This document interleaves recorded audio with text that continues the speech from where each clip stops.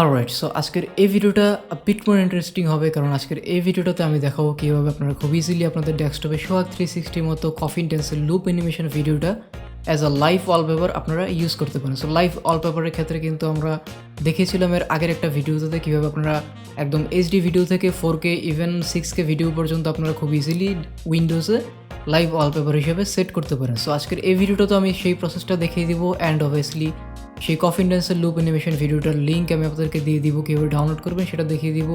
So দেখতে থাকুন পুরো ভিডিও না টেনে, লেটস গেট স্টার্টেড।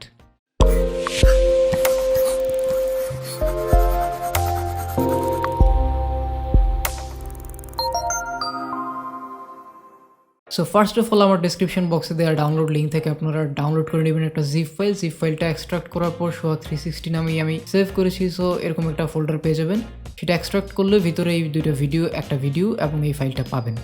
সো এখানে দেখতে পাচ্ছেন একটা হচ্ছে ডেস্কটপ ফোল্ডার, একটা হচ্ছে মেইন ভিডিওটা। সো আমরা ডেস্কটপে ক্লিক করবো, দেন এখানে হচ্ছে লাইভ ওয়ালপেপার সেট করা যে সফটওয়্যারটা সেটা। সো আমরা এখন এটা ইনস্টল করবো, তার জন্য ডেস্কটপ hard.exe এটা ডাবল ক্লিক করলাম, এটা ওপেন হয়ে গেল। অলরাইট, জাস্ট এটা ক্লিক করবেন, ডিরেক্ট ওপেন হয়ে যাবে। অলরাইট, সো এখান থেকে এখন দেখতে পাচ্ছেন এখানে সিলেক্ট লাইভ ওয়ালপেপার লেখা রয়েছে।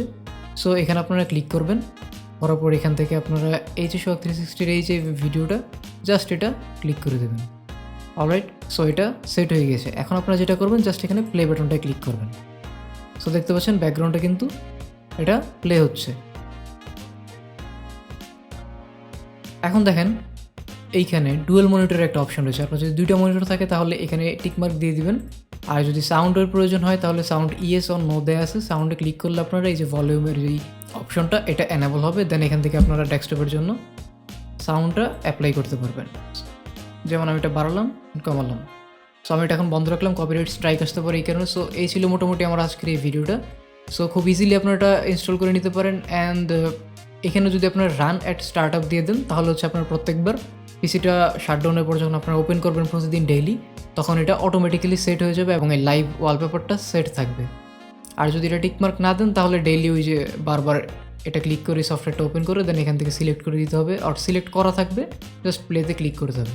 এনিওয়ে, সো আমরা এখন এটাকে স্টপ করলাম অথবা প্লে করলাম, এটা চালু থাকলো। এখন আমরা যদি এটা কেটে দিই তাহলে এটা চলে যাবে। সো আমাদের যেটা করতে হবে সেটা হচ্ছে আমরা সফটওয়্যারটা ওপেন করবো, এখান থেকে লাইভ ওয়ালপেপার সিলেক্ট করবো, এখন প্লেতে দিয়ে দেখতে পাচ্ছি এটা প্লে হচ্ছে। সো আমরা এটাকে মিনিমাইজ করে রাখবো। এখন এটাকে আপনার এইখানে গেলে ডেস্কটপারটা পেয়ে যাবেন, এই যে এখানে ডাবল ক্লিক করলে এটা আবার চলে আসবে এখানে।